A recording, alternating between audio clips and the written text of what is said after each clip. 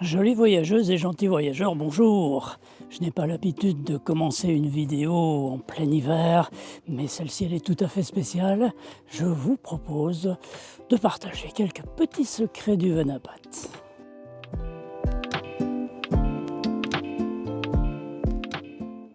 Il n'y a rien d'aménagé, tout est seulement posé pour un départ rapide et se faire la belle. Au retour, il redevient tout simplement ma voiture du quotidien. Le Vanapat est un Peugeot Rifter de l'année 2021, version courte, donc 4,40 m de longueur, tout doit rentrer là-dedans.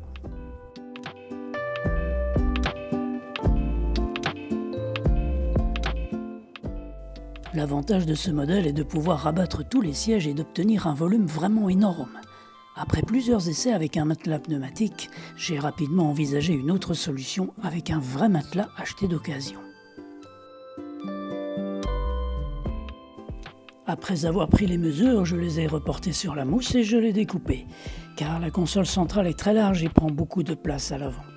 Et avec un simple couteau à pain, ça se passe très bien.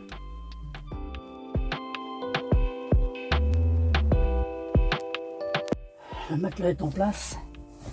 Et bien sûr, ça a été galère pour le remettre dans la housse. Et là, c'est pas mal du tout. Et c'est super confort comme je l'espérais.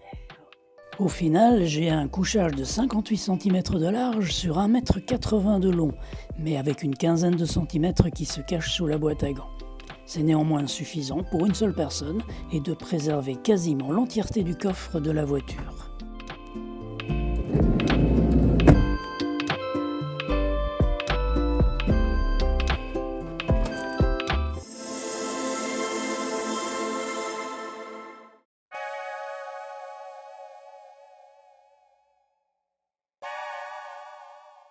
J'utilise ce petit auvent lorsque je stationne juste une ou deux nuits.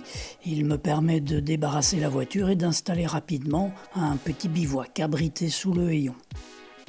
Il est simplement suspendu sous le hayon par 3 lanières. La mise en place est très rapide. Plusieurs modèles existent sur les sites marchands habituels, mais attention de choisir la bonne taille par rapport au véhicule. Le mien vient de chez Remo, un accessoiriste bien connu et qui me satisfait tout à fait.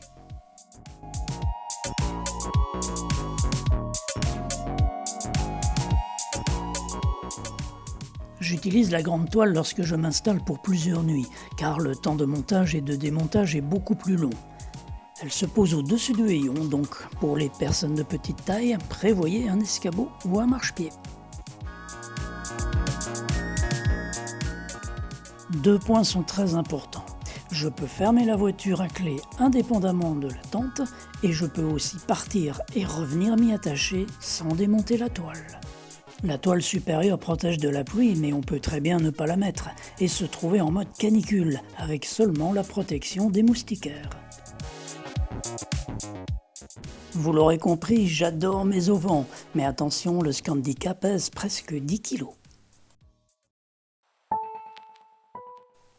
Ma batterie est une lithium de 40 Ah, 1000 watts, qui se charge bien sûr sur la voiture ou par mon panneau solaire de 100 watts, que je range ici dans le plafond. Un panneau solaire souple n'est jamais très performant, et celui-ci demande à être orienté très précisément. Le téléphone recharge, la batterie de la GoPro recharge et la bouilloire électrique pour le café du matin. Mon réfrigérateur est le plus gros consommateur de courant. C'est un Vevor 25 litres, il est très bien, moins de 40 watts en fonctionnement. Ça se complique lorsque l'on dépasse les 30 degrés et le compresseur s'allume bien trop souvent. Gros consommateur également, ma bouilloire de 600 watts qui me prend 5% de mon autonomie pour un demi-litre d'eau bouillante seulement. Et puisque l'on parle de café, j'ai aussi cette machine à expresso rechargeable, compatible avec les capsules ou le café moulu. Elle chauffe l'eau elle-même, mais on va gagner du temps à utiliser celle chauffée dans la bouilloire.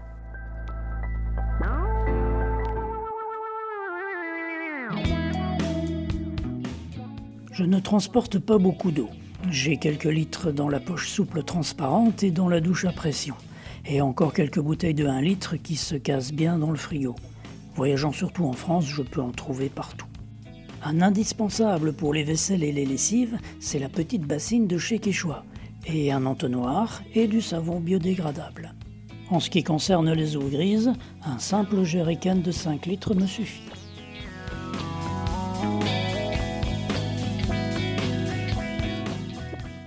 Alors voilà, ce chapitre sera très court. Je n'ai utilisé qu'une seule fois cette célèbre douche à pression Quechua. Et ça fonctionne plutôt bien, associé avec mon petit caillebotis en bois. Je compte toujours sur les sanitaires d'un camping, parfois très techno-écolo, ou parfois très rudimentaires.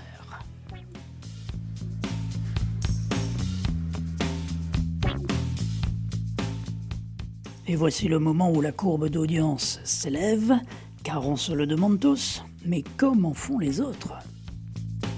J'ai opté pour un système de toilette sèche très compact, qui se loge dans une petite poubelle.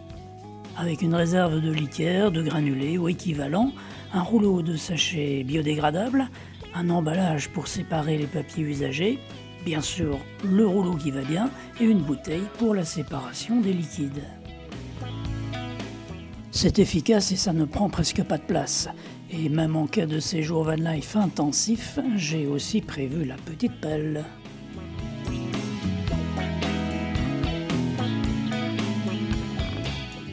Vous avez remarqué que beaucoup de mon matériel provient d'une chaîne de magasins avec une enseigne bleue. Eh bien ça continue pour les articles de cuisine, notamment le meuble repliable, le réchaud à gaz avec cartouche, la table, aussi le kit de cuisson et de couvert.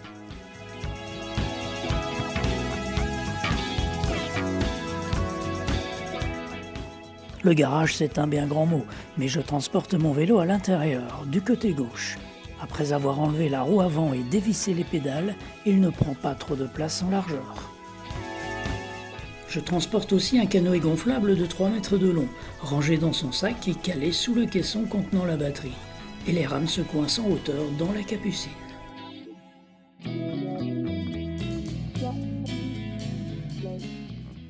Un petit mot concernant les occultants. Après avoir essayé plusieurs matières différentes, je les ai découpés dans du tapis de sol de camping, encore une fois de marque Quechua. Ils tiennent simplement en étant pincés dans les encadrements. Ça assombrit parfaitement, ça réfléchit la chaleur et ça me laisse invisible depuis l'extérieur.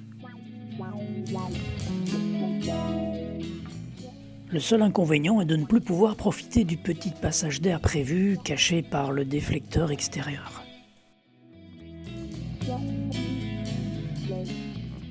Pour les pare-brises avant et arrière, j'utilise des isolants classiques posés dedans ou bien dehors.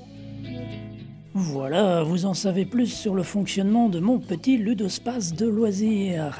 N'hésitez pas à piocher quelques idées pour vous et rendez-vous dans les prochaines vidéos. Cette vidéo est à présent terminée, j'espère qu'elle vous a intéressé. N'hésitez pas à la liker, n'hésitez pas à commenter et on se retrouve pour un prochain voyage. Au revoir.